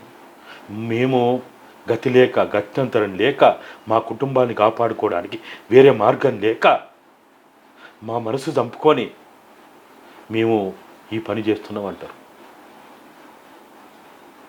ఎంతమంది ఏడ్చుకుంటూ ఆ పనిలో భాగస్వాములు అవుతున్నారు. వాళ్ళు కూడా మనస్ఫూర్తిగా చేయరు. వాళ్ళకి తెలుసు ఏది న్యాయం, ఏది అన్యాయం, ఏది ధర్మం, ఏది అధర్మం అని వాళ్ళకి తెలుసు. తెలియక కాదు, కానీ ఏం చేస్తారు? ఇవాళ ఇప్పుడు ఇదే వేణుగోపాలు, ఇదే వాసుదేవరావు, ఇదే ఇప్పుడు చంద్రన్న, వీళ్ళంతా ప్రసాదరావు, వీళ్ళంతా ఎవరైతే ఉన్నారో వాళ్ళు అక్కడ కూర్చొని వాళ్ళు ఏదో వీడియోలు పంపుతాను, అది చేస్తాను, ఇది చేస్తాను, వాళ్ళు మనస్ఫూర్తిగా చేస్తుండ్రా? నువ్వు అక్కడ బందీకారలో ఉన్నావు, బందీ అయి ఉన్నావు, వాళ్ళ చక్రబంధంలో ఉన్నావు. వాళ్ళు ఏది చెప్తే అది చేయాలా, వాళ్ళు ఎట్లా ఆడిస్తే అట్లా ఆడాలా. మీకు బాగా తెలుసు కావచ్చు, పుట్టల పాము ఒక స్వేచ్ఛాజీవిగా తిరుగుతుంది. బుట్టల పాము ఎట్లా ఆడిస్తే అట్లా, అంతే. పాములాటగాడు వాని బతుకు తెరువు కోసం, వాని మడిగడ కోసం వాడు ఎట్లా ఆడిస్తే అట్లా ఆడాలి. పుట్టల పాము ఎక్కడికంటే అక్కడికి పోతుంది, ఎట్లంటే అట్లా విహరిస్తుంది, సంచరిస్తుంది, ఎట్లా చేస్తుంది. కానీ ఇవాళ ఒక పుట్టలో పాముగా ఉన్నటువంటి సుదీర్ఘకాల విప్లవ జీవితం, ప్రజా జీవితం, లో ఉన్నటువంటి వాళ్ళు ఇలా బుట్టలో పాములు కావడం వల్ల వాళ్ళు ఇక ఏం చేయలేని పరిస్థితి అది. వాళ్ళు ఏం చెప్తే అది చేయాలి. మీరు ఏం చేయలేరు మీరు అంటున్నారు. వాళ్ళు వచ్చిన వాళ్ళందరూ కూడా ఒక స్టేట్మెంటే తీస్తున్నారు. మేము ఇప్పటి వరకు అడవులో నుండి కూడా మేము ఉద్యమాలు చేసాం, ఇక ప్రజల్లోకి వచ్చి ఇక ప్రజా ఉద్యమాలు చేస్తాం, మారిన పరిస్థితులు తగ్గట్టు కూడా ఇప్పుడు మేము మాత్రం మమ్మల్ని చూస్తారుగా, త్వరలో మేము ఏం చేస్తామో మా కార్యాచరణ ఏంటో, ఇక మా కార్యాచరణ అంతా కూడా ఇక రాజకీయ ప్రక్రియలాగా ఉంటుంది, ప్రజల్లో కలుపుకొని కూడా కొత్త రకమైన పంతాన్ని చేస్తామంటారు. సాధ్యమేనా? ఇప్పుడు నేను అనేది బయటకు వచ్చి ఏం చేస్తారో మనకు తెలియదు. ఇప్పుడు అక్కడ ఉన్నప్పుడు ఇప్పుడు ఒక ఆయన గడ్చోరీలో ఉండే, ఒక ఆయన జగదల్పూర్లో ఉండే, ఒక ఆయన ఏమో హైదరాబాద్లో ఉండే. ఇవాళ వాళ్ళు ఎక్కడున్నారు? వాళ్ళ చుట్టూ ఉన్నటువంటి ఆ ఎన్విరాన్మెంట్ ఏంటిది? మన పెద్దలు చెప్తారు కదా, పులిని సింహాన్ని కూడా అంటే భయంకరమైనటువంటి పులిని సింహాన్ని అది రక్తం తాగుతుంది, అది ఏ ప్రాణిని కూడా బతకనియదు అని అంటాం కదా. అటువంటి పులి, అటువంటి సింహము ఓ 10 సంవత్సరాలు 20 సంవత్సరాలు బోన్లో పెడితే అది కూడా శాకాహారి అయిద్దట. చూస్తున్నాం కదా చాలా వీడియోలలో. అట్లా అలవాటు అయిపోతుంది. కాబట్టి ఇవాళ అక్కడున్న ఎన్విరాన్మెంట్లో వాళ్ళు అట్లే మాట్లాడతారు, అట్లే చేస్తారు. బయటకు వచ్చిన తర్వాత వాళ్ళు చెప్తున్నట్టుగా మా ఆచరణకి ఇట్రాయి, మా ఆచరణ చూస్తారు కదా అని అంటున్నారు. మంచిదే. వాళ్ళు రేపు ప్రజా జీవితంలో ప్రజల సమస్యల ప్రాతిపదికగా వాళ్ళు మంచి వైపు నిలబడితే, అన్యాయానికి వ్యతిరేకంగా నిలబడితే, ధర్మం వైపు నిలబడితే ఎవరొద్దు అంటారు? ఎవరొద్దు అన్నారు కదా. కానీ ఇప్పుడు అక్కడ ఉండి వాళ్ళు ఎన్ని మాట్లాడినా ఎన్ని చేసినా వాళ్ళు ఏమి చేయలేరు. వాళ్ళు ఏం చేయగలుగుతారు చెప్పు? కాబట్టి ఇప్పుడున్న పరిస్థితులలో వాళ్ళు ఇక అక్కడ ఆదివాసీలంతా ఇట్లయిపోయారు, అట్లయిపోయారు, లేకపోతే ఇంకేమైపోయారు. అక్కడ మొత్తంగా కూడా ప్రజలు వాళ్ళు కూడా ఇంకా ఉద్యమాలు చేయలేకపోతున్నారు, పోరాటాలు చేయకపోతున్నారు. వాళ్ళు కూడా ఇప్పుడున్నటువంటి పరిస్థితులకు అనుకూలంగానే ఏదో మారిపోయిందని వాళ్ళు అనుకుంటున్నట్టు అట్లేం ఉండరు. అట్లుంటారా? ఎక్కడైనా ఉంటుందా? ఎక్కడైనా అట్లా ఎప్పుడు అట్లా జరగదు. మనం పడుతూ లేస్తూ ముందుకు సాగుతూనే ఉంటాం. ఇలా ఈ పరిస్థితి ఉన్నది. నిన్నటిదాకా గాలివాటంలో సైకిల్ దొక్కిండ్రు, ఇలా ఎదురుగాల్లో సైకిల్ దొక్కలేకపోతున్నారు, కనీసం సైకిల్ పట్టుకొని నడవలేకపోతున్నారు. ఏం చేస్తారు చెప్పు? సొమ్మసిల్లిపోయిండ్రు, అలసట చెందిండ్రు, చేతగాని పరిస్థితులు అయిపోయిందని వాళ్ళే చెప్పుకుంటున్నారు. కావచ్చు. అయినా ఏంటంటే వాళ్ళు వచ్చిన తీరు ఏదైతే ఉందో ఆ వచ్చిన తీరు కొంత అందరికీ బాధ కలిగించే పరిస్థితి ఉందని వాళ్ళు చెప్తున్నట్టు. ఇప్పుడు బస్తర్లో బతికి బట్టగట్టలేము, అది అందరికీ తెలుసు. అది ఇలా వాళ్ళు చెప్తేనే కాదు, అందరికీ తెలిసిన విషయం. ప్రపంచం అంతా చూస్తూనే ఉన్నది ఏం జరుగుతుందో, అందరికీ తెలిసిన విషయమే. ఇప్పుడు ఇంత పెద్ద మీడియా, మీలాంటి మీడియా ఉన్న తర్వాత మీరు ఊరుకుంటారా? లోపలికి పోయి కూడా వీడియోలు పట్టుకొని వస్తారు, ఏమేందో అన్నీ చూపిస్తున్నారు, అందరికీ అన్నీ తెలుసు కదా. కాబట్టి ఏది ఏమైనా మనందరం కూడా భారత రాజ్యాంగంలో ఉన్న 5వ షెడ్యూల్ కోసం, ఆదివాసీల రక్షణ కోసం, ఆదివాసీల హక్కుల కోసం మనందరం మాట్లాడాల్సిన అవసరం, గొంతు విప్పాల్సిన అవసరం, 5వ షెడ్యూల్ అమలు కోసం మనము ప్రయత్నం చేయాల్సిన అవసరం ఎంతైనా ఉన్నది. మనం అలసిపోవచ్చు, నీరసించిపోవచ్చు, అయినా మళ్ళా కూడా మనము మన శక్తి మేరకు మనం ప్రయత్నం చేయాల్సిన అవసరం ఎంతైనా ఉంది. ఆదివాసీలను అనాథలం చేయొద్దు, ఆదివాసీలని అనాథలుగా మనం వదిలిపెట్టొద్దు. వాళ్ళు ఎన్ని త్యాగాలు చేసినారు, మనం చేసిన త్యాగం చాలా తక్కువ వాళ్ళతో పోలిస్తే మనం ఏం త్యాగం చేసినాం? 30 ఏళ్ళు 40 ఏళ్ళు మనం అక్కడ ఉండొచ్చు. అయినంత మాత్రాన వాళ్ళ త్యాగంతో పోలిస్తే మనది ఎంత? కాబట్టి ఆదివాసీలని దిక్కులేని వాళ్ళని చేయొద్దు, అనాథలను చేయొద్దు. వాళ్ళ చెట్టుకొకరు గుట్టకొకరు అవుతుంటే మనం చూస్తూ ఊకుంటే వాళ్ళ కాళ్ళ కింద ఉన్న వాళ్ళ సంపద, వాళ్ళు కొన్ని వందల వేల సంవత్సరాలుగా కాపాడిన సంపద, వాళ్ళ బిడ్డల్ని తన్నుకపోతుంటే కూడా వాళ్ళ బిడ్డలు పోలీస్ కాల్పులో చనిపోతున్నప్పుడు కూడా, జైళ్ళలో నిర్బంధానికి గురవుతున్నప్పుడు కూడా ఇంత బాధపడలేదట. ఇవాళ మొన్న సోని వచ్చి చెప్తున్నది. ఆదివాసీలు భయపడతలేరు, భంగపడతలేరు.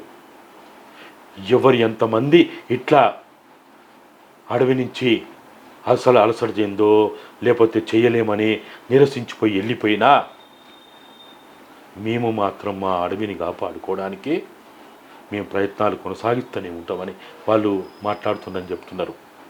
సరిపోదా ఆ స్పిరిటు, ఆ కమిట్మెంటు, ఆ భావోద్వేగం, ఆ భావజాలం? భౌతికంగా మనసులు లేకపోయినా భావజాలం బతుకుంటుంది.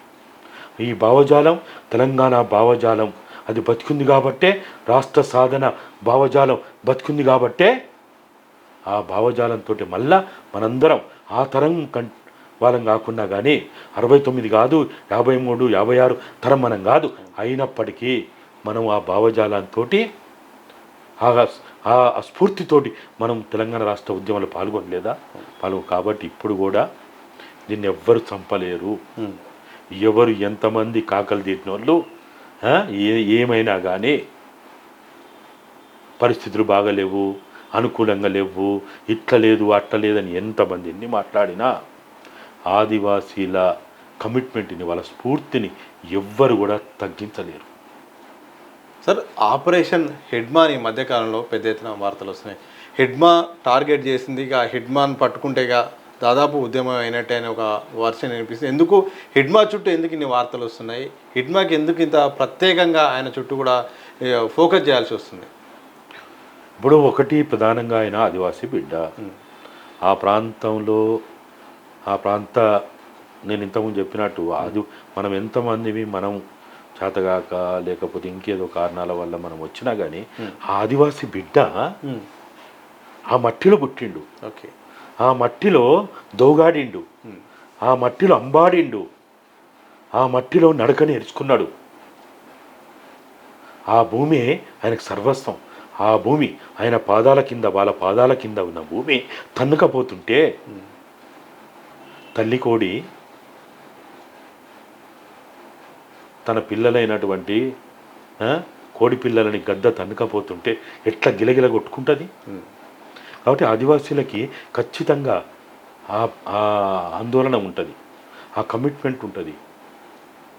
మనము ఇవాళ నా దేశం భారతదేశం మీదకి ఎవడైనా దండయాత్రకు వస్తే భారతదేశం క్రికెట్లో కూడా ఓడిపోతుంటే గిలగిల కొట్టుకుంటాం మనం అందరం. పాకిస్తాన్ వాడు గెలుస్తుంటే పళ్ళు కొరుకుతాం. ఎందుకు? ఇది నా దేశము, నా దేశం గర్వంగా ఉండాలి అనేది ఉంటుంది. అట్టనే ఆదివాసీ బిడ్డ, ఆ మట్టిలో పుట్టిన బిడ్డ, ఆ మట్టిలో దోగాడిన బిడ్డ, అంబాడిన బిడ్డ, ఆ మట్టిని నమ్ముకున్న బిడ్డ ఖచ్చితంగా ఆయనకు ఉంటుంది.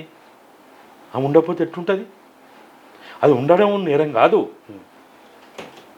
కాబట్టి ఖచ్చితంగా వాళ్ళు ఈరోజు ఆయనకు ఆ కమిట్మెంట్ ఉంటుందని రాజ్యానికి తెలుసు. ఓకే, కాబట్టి ఆయన టార్గెట్ చేస్తారు, ఖచ్చితంగా చేస్తారు. ఆయన ఏదో సరెండర్ అయిపోయిండు, మొత్తం కూడా చాలా మందితో కూడా బయటికి రాబోతుండు, వందలాది మంది కూడా వస్తున్నారని ప్రచారం నిజమా అబద్ధమా? ఇప్పుడు నేను అనుకోవడం ఇవన్నీ కూడా ఆయన బయటకు వస్తాడా, లోపలనే ఉంటాడా, అక్కడి నుంచి పారిపోతాడా, ఇంకేమన్నా అవుతాడా? కానీ వాళ్ళు ఆదివాసీ బిడ్డలు ఎవరైతే ఉన్నారో వాళ్ళు తాత్కాలికంగా ఏమైనా ఎక్కడైనా పారిపోయినా లేకపోతే ఇంకేదన్నా అయినా వాళ్ళు మాత్రం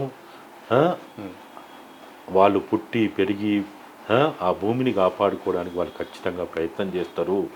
ఏదో ఒక రూపంలో వాళ్ళు ముందుకు పోతారనేదే నాకైతే బలమైన నమ్మకం, అభిప్రాయం ఉన్నది. సార్, మావోయిస్టు పార్టీ అత్యంత శక్తివంతంగా ఉండి ఈరోజు ఎవరు చీఫ్ అనే దానిపైన చర్చ నడుస్తుంది. ఎవరు నడిపించే వాళ్ళు, అసలు పార్టీ కానీ భవిష్యత్తు ఏంటి అనే ఒక ప్రచారం కూడా ఉంది. ఇలాంటి సందర్భంలో తిరుపతి ప్రస్తుతానికి చీఫ్ అన్నట్టుగా వార్తలు వస్తున్నాయి. సీసీ కీలక మెంబర్ అని అనిపిస్తుంది. మీకున్న సమాచారం ఏంటి? ఆయనేనా అధికారికంగా, లేకపోతే ఆయన చుట్టూ ఆయన ప్రత్యేకత ఏంటి? ఆయన నేపథ్యం ఏంటి? జనరల్గానైతే మావోయిస్ట్ పార్టీలో ముగ్గురుతో కూడినటువంటి ఒక కీలకమైనటువంటి కోర్ గ్రూప్ ఉంటుంది. అంటే జనరల్ సెక్రటరీ, తర్వాత మిలిటరీ విభాగాన్ని చూసే అతను, తర్వాత పొలిటికల్ విభాగాన్ని చూసే అతను, ఇట్లా అతి ముఖ్యమైన కీలకమైనటువంటి వ్యక్తులు ముగ్గురు. అదొక పీబీలోనే, పోలిట్ బ్యూరోలోనే మళ్ళీ అదొక కోర్ గ్రూప్గా కొనసాగుతున్నట్టు మనకు కనపడతా ఉన్నది. అది 3 ఉంటారా 5 ఉంటారా పూర్తిగా నాకు తెలియదు. కానీ మొత్తానికైతే ఈ మధ్య కాలంలో వస్తున్న సమాచారం బట్టి ముగ్గురు కీలకమైన వ్యక్తులని మనకు తెలిసింది. దాంట్లో ఎవరు, ఒకరు general secretary Nambala Keshavarao, Basavaraju, BR దాదా, ఇంకొకరేమో తిప్పని తిరుపతి దేవుజీ, తర్వాత ఇంకొకరేమో ఇప్పుడు ఏదైతే బయటకు వచ్చినటువంటి మల్లోజుల వేణుగోపాలరావు, ఆయన ముగ్గురు అనేది మనం అందరం మాట్లాడుకుంటా ఉన్నాం.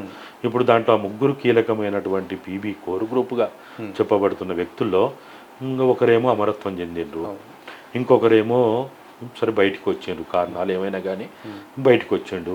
ఇక మిగిలింది ఎవరు, మిగిలింది సిఎంసి సెక్రటరీగా సిఎంసి బాధ్యతలో ఉన్నటువంటి దేవుజీ. కాబట్టి తప్పనిసరిగా అనివార్యంగా వారే ఆ బాధ్యతల్లోకి పోవాల్సిన పరిస్థితి వస్తుంది, ఆ బాధ్యతలను ఎత్తుకోవాల్సిన పరిస్థితి వస్తుంది. ఇక దాని నుంచి ఇక కాదని కూడా అనలేని పరిస్థితి. ఎందుకంటే ఆయనకు వయసు ఉంది, పెద్ద వయసు, ఏదో 70 ఏళ్ళు అయినాయి 80 ఏళ్ళు అయినట్టు కాదు. ఆయన అంతా కొడితే 65 లోపే అంటున్నారు. కాబట్టి మరి ఇంకా వయసు ఉంది, తర్వాత ప్రధాన బాధ్యత నిర్వహించిండు. ఈ భారతదేశంలో ఆయన ఎప్పుడైతే ఇక్కడి నుంచి 80వ దశకంలో ఆయన పూర్తికాల విప్లవకారునిగా వెళ్ళిపోయినప్పటి నుంచి, అంటే రహస్య పార్టీ నిర్మాణంలోకి, రహస్య పార్టీ కార్యక్రమాల్లోకి వెళ్ళిపోయి, నేను అజ్ఞాతవాసం అనా, నేను అస్సలు మాట్లాడేది కరెక్టే కాదు అది. ఆయన పోయినప్పుడు అప్పటి నుంచి కూడా ఆయన ఈ దేశంలో ఉన్న అనేక రాష్ట్రాల్లో, అనేక హోదాల్లో, అనేక బాధ్యతల్లో ఆయన తిరిగినట్టుగా ఇప్పుడు మనకు మీడియా ద్వారా తెలుస్తూ ఉన్నది. కాబట్టి ఆయనకు అపారమైన అనుభవం ఉండే ఉంటుంది. రాజకీయ అనుభవం కావచ్చు, మిలిటరీ అనుభవం కావచ్చు, పార్టీకి సంబంధించినటువంటి మొత్తం సిద్ధాంతపరమైనటువంటిది, ఫిలాసఫీ పరమైనటువంటిది, వ్యూహత్కడల సంబంధించిన అవగాహన ఉంటుంది. కాబట్టి ఖచ్చితంగా ఆయనే ఉన్న దాంట్లో సీనియరు, అనుభవజ్ఞుడు, కాబట్టి ఆయనకు అవకాశం ఉంటుందని మేమైతే అనుకుంటున్నాం. మరి వాళ్ళు పార్టీ ప్రకటించాలి, మనమేమో దూరంగా ఉన్నోళ్ళం, మనం అవునని లేవు కాదని లేవు. వాళ్ళు ఏది ప్రకటిస్తే అందరం కదా మాట్లాడుకోవాలి. ఇప్పటికున్న సమాచారం మేరకైతే ఆయన నియమించబడ్డా, లేకపోతే ఇంకా నియమించబడకున్నా ఆయన ఆ బాధ్యతల్ని కొన్నిసార్లు నిర్ణయించబడక ముందు కూడా ఆల్టర్నేటివ్ ఎవరు లేనప్పుడు, ఇప్పుడు ఇక్కడ కొన్నిసార్లు ఏమవుతుందో మనకు తెలుసు కదా, అసెంబ్లీ రద్దయినప్పుడు అప్పటి వరకు ఉన్నటువంటి సీఎంనే అపధర్మ కొనసాగమంటారు. లేకపోతే ప్రధానమంత్రి, ముఖ్యమంత్రి చనిపోయినప్పుడు అక్కడ ఎవరైతే సీనియర్ మంత్రి ఉంటాడో ఆయననే అపధర్మ ముఖ్యమంత్రిగా కొనసాగమంటారు. అది బయట కూడా అంతటా ఉన్నదే. మరి ఆయన కూడా మరి ప్రకటించుకోకుండా ఆయనే మరి ఆ బాధ్యత నిర్వహిస్తుండొచ్చేమో. చంద్రన్న యాక్సెప్ట్ చేసిండు. చంద్రన్న బయటకు వచ్చిన తర్వాత అవును ఆయనే కదా అని ఆయన బయటకు వచ్చిన తర్వాత మనం చెప్పిండు. ఇక ఏది ఏమున్నా ఇప్పుడు వ్యక్తులు చెప్పిన దానికంటే పార్టీ అధికారికంగా చెప్పే బదులు ఇలా అది అవుననేమో కొంతమంది అంటారు, కాదని కొంతమంది అంటారు. అవునంటోళ్ళు పార్టీ అధికారికంగా చెప్పేది కాదు, కాదనేటోళ్ళు కూడా పార్టీ అధికారికంగా చెప్పేది. ఇప్పుడు వాళ్ళు ఏమన్నారు, ఎవరు వేణుగోపాలో లేకపోతే వాసు లాంటి వాళ్ళు కాలేదన్నారు. ఈ మన చంద్రన్న లాంటి వాళ్ళు, ప్రసాద్ అన్న లాంటి వాళ్ళు ఏమో ఆయనే అని డీజీపీ ఆఫీస్లోనే లాల్ సలాం అంటూ ఆయనే అన్నట్టు మాట్లాడిండు. దీంట్లో ఏది మనము అంటాం, ఆ పార్టీ అధికారికంగా ప్రకటించేదాకా మీరైనా మేమైనా ఇక మనం ఇట్లనే మాట్లాడుకోవాల్సి వస్తుంది. అధికారికంగా మాట్లాడలేం. కావచ్చు, అయిండొచ్చు, బాధ్యతల్లో ఉండొచ్చు అని మాత్రం మాట్లాడుకోగలుగుతాం. సార్ చివరిగా ఒక 3 అంశాలు, ఒకటి మావోయిస్టులు, మరొకటి ఆపరేషన్ కగారు, ఆదివాసీలు, ఈ చుట్టూ మీరు మాట్లాడిన చుట్టూ చూస్తే ముగ్గురు చుట్టూ ఇదంతా నడిచింది. ఇక జనం కోసం ప్రధానంగా చేసింది. సో పార్టీ భవిష్యత్తు పైన ఒక క్వశ్చను, కగారు అయిపోయిందా లేదా ఒక క్వశ్చన్, ఇక ఆదివాసుల భవిష్యత్తు అనేది కూడా ప్రశ్నగా చర్చగా నడుస్తుంది. దీనికి ఏం కంక్లూజన్ ఇస్తారు? ఇప్పుడు మీరనేది ఏదైతే కగారు ఉందో, మావోయిస్టులు గినక ఆ వస్తరు, ఆ టెరిటరీ నుండి, ఆ భౌగోళిక భూభాగం నుంచి వెళ్ళిపోతే వాళ్ళనే కగారు మాత్రం ముగుస్తుంది. కగారు అనేది ముగుస్తుంది. కానీ మావోయిస్టు సిద్ధాంతం, మావోయిస్టు భావజాలం, లేకపోతే పీడిత ప్రజల విప్లవ భావజాలం అదైతే ఉంటుంది కదా. అంటే అర్థం ఏంటిది, నీ కగారు ముగుస్తుంది, నీ కగారు అంతమైపోతుంది. కానీ ఈ దేశంలో ఈ పీడిత ప్రజల్లో, ఈ ఆదివాసీల్లో, ఈ గిరిజనుల్లో, ఈ దళితుల్లో, ఈ బహుజనుల్లో, ఈ పీడిత తాడిత ప్రజల్లో ఆ భావజాలం ఇంత ఉంటుంది కదా. భావజాలాన్ని చంపలేవు కదా, ఆ స్ఫూర్తిని చంపలేవు కదా, ఆ అమరత్వాన్ని ఇప్పుడు బ్రిటిషోడు ఇక్కడి నుంచి వెళ్ళిపోగలిగిండు. ఒక భగత్ సింగ్ స్ఫూర్తిని, భగత్ సింగ్ ఆశయాన్ని చంపగలిగిండా? భగత్ సింగ్ని ఉరికంబానికి యారాడదీసి చంపగలిగిండు కావచ్చు. కానీ గెలిచింది ఎవరు? భగత్ సింగ్ ఆశయం గెలిచింది, భగత్ సింగ్ ఆలోచన గెలిచింది, భగత్ సింగ్ లక్ష్యం గెలిచింది, భగత్ సింగ్ పోరాటం గెలిచింది, భగత్ సింగ్ స్ఫూర్తి గెలిచింది. బ్రిటిషోడు బతుకు జీవుడు అనుకుంటూ వెళ్ళిపోవాల్సి వచ్చింది. ఇక్కడ కూడా నిజాం ఎంతోమందిని చంపారు. కానీ ఆ చంపబడిన వాళ్ళ స్ఫూర్తి ఇక్కడ మిగిలి ఉంది. ఒక చాకలేలమ్మ కావచ్చు, ఒక దొడ్డి కుమరయ్య కావచ్చు, వాళ్ళు చంపబడ్డరా? కానీ నిజాం రజాకారులు, కాసిం నజ్వీ, నిజాం ఆయన చంపబడ్డాడు. తెరమరుగు అయిపోయింది కదా, చరిత్రలో లేకుండా అయిపోయింది కదా. చరిత్రలో మిగిలింది ఎవరు? ఒక చాకలేలమ్మ, కాళ్ళకు చెప్పులు లేనటువంటి, ఒంటి నిండా బట్టలు లేనటువంటి, నెత్తికి నూనె లేనటువంటి ఒక చాకలేలమ్మ చరిత్ర ఇవాళ మనం మాట్లాడుకుంటా ఉన్నాం. ప్రభుత్వాలు మాట్లాడుతూ ఉన్నాయి. దొడ్డి కొమరయ్య చరిత్ర ప్రభుత్వాలు మాట్లాడుతూ ఉన్నాయి. ఇలా కొమరం భీం ప్రభుత్వాలే విగ్రహాలు పెడుతున్నాయి, జయంతులు చేస్తున్నాయి, వర్ధంతులు చేస్తున్నాయి. మరి ఆ చరిత్ర ఎవరు చంపగలుగుతారు? ఆ త్యాగాలని ఎవరు చంపగలుగుతారు?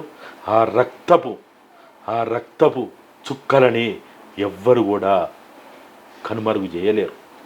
ఈ భూమిలో విత్తనాలుగా ఆ రక్తపు చుక్కలు విత్తనాలుగా వెదజల్లు తల్లబడతా ఉన్నాయి. దాన్ని ఎవరు కాదనగలుగుతారు? కాబట్టి మీరు అన్నట్టు మార్చి 31 తోటి అక్కడ ఎవ్వరు లేరు, అంత అయిపోయింది. ఇప్పుడు ఈ నెలలోనే, నాకు తెలిసినంతవరకు ఈ నెలలోనే బీజేపీ జాతీయ పార్టీ బస్తరు నడిబొడ్డున జాతీయ మహాసభలు నిర్వహించబోతున్నారు. జాతీయ బీజేపీ, ప్రభుత్వంలో ఉన్న బీజేపీ, అనేక రాష్ట్రాల్లో ప్రభుత్వాలు నడుపుతున్న బీజేపీ జాతీయ మహాసభలు బస్తర్లో నిర్వహించబోతున్నారంటే దాని అర్థం ఏంటిది? బస్తర్ని మేము లిబరేట్ చేసినాం అని చెప్పుకోవడానికే కదా. దేశంలో ఉన్నదాన్ని దేశంలో స్వాతంత్రం ఇచ్చినట్టు మెసేజ్ ఇస్తున్నారు. అందుకని మేము ఏమంటున్నామంటే, ఓ పాలకులారా, ఓ అమిత్ షా, మోడీలారా, మీరు మావోయిస్టు ముక్త భారత్ నినాదం కాదు మీరు ఇవ్వాల్సింది, గరీబీ ముక్త భారత్ నినాదం ఇవ్వండి. మావోయిస్టు ముక్త ఛత్తీస్గఢ్, మావోయిస్టు ముక్త మహారాష్ట్ర, మావోయిస్టు ముక్త తెలంగాణ, ఒరిస్సా, ఇవి కాదు నినాదాలు ఇవ్వాల్సింది. గరీబీ ముక్త భారత్ అనండి, గరీబీ ముక్త ఛత్తీస్గఢ్ అనండి, గరీబీ ముక్త తెలంగాణ అనండి. మేము భారత రాజ్యాంగం, మేము ఏమంటున్నాము, మీరు జాతీయ మహాసభలు అక్కడ పెట్టుకోబోతున్నారు కదా, మీరు ఏమాత్రమైన భారత రాజ్యాంగం మీద మీకు నమ్మకం ఉంటే ఆ బస్తర్ గడ్డమించి, ఆ ఛత్తీస్గఢ్ గడ్డమించి, ఆదివాసీల భూభాగంలోంచి మీరు ఈ దేశంలో ఉన్న భారత రాజ్యాంగంలో ఉన్న 12 షెడ్యూళ్లలో 2 షెడ్యూల్ అయినటువంటి 5, 6 షెడ్యూళ్ళని మేము అమలు చేస్తామని మరోసారి మీరు ప్రమాణం చేయండి, ప్రకటించండి, చూద్దాం. ఒక్క మావోయిస్ట్ అక్కడ ఉండడు. మావోయిస్ట్కి అసలు అవకాశమే ఉండదు అక్కడ. ప్రజలు మావోయిస్టులు, విప్లవకారులు, నక్సలైట్లని 5వ షెడ్యూల్ అమలైన తర్వాత వీళ్ళెవ్వరిని అడిగే పెట్టనియరు, వాళ్ళే పెట్టనియరు, ఆదివాసీలే పెట్టనియరు. పెట్టనిస్తారా? నాకు అన్నీ సమకూరిన తర్వాత నాకేం పని, నేను ఉద్యమం చేయాలా, పోరాటం చేయాలా అని ఎవడన్నా అనుకుంటాడా? అనుకోరు కదా. కాబట్టి ఇవాళ ప్రభుత్వాలు మీరు రాజ్యాంగం మీద ప్రమాణం చేసి పాలన కొనసాగిస్తున్నటువంటి మీరు కనీసం మీరు ఇప్పటికైనా మీరు రాబోయే రోజుల్లో మీరు ఏదైతే జాతీయ మహాసభలు బస్తర్ కేంద్రంగా నిర్వహించబోతున్నారో 5వ షెడ్యూల్ని మేము అమలు చేస్తాము అని ప్రకటించండి. ఇక మీకు ఈ లక్షల బలగాలు వాళ్ళ మీద కోట్ల రూపాయల ఖర్చు పెట్టాల్సిన అవసరం లేదు. ఇవాళ బలగాల మీద ఖర్చు పెడుతున్న దాంట్లో 50% అయినా ఆదివాసీ ప్రాంతాల అభివృద్ధికి ఖర్చు పెడితే చాలు 5వ షెడ్యూల్ అమలు చేసి. ఏమవసరం అసలు అక్కడ? కాబట్టి దయచేసి మీరు అన్నట్టు ఇక్కడ మావోయిస్టులు ముఖ్యం కాదు, ఆదివాసీలు ముఖ్యం ఇక్కడ. కగారు ముఖ్యం కాదు, 5వ షెడ్యూల్ ముఖ్యం ఇక్కడ. దానికోసం మనందరం నేను మళ్ళా చెప్తున్నా, మేమేం మావోయిస్టులం కాదు, మేము లేకపోతే కమ్యూనిస్టులం కాదు, మేము మానవతావాదులం, బుద్ధిజీవులం.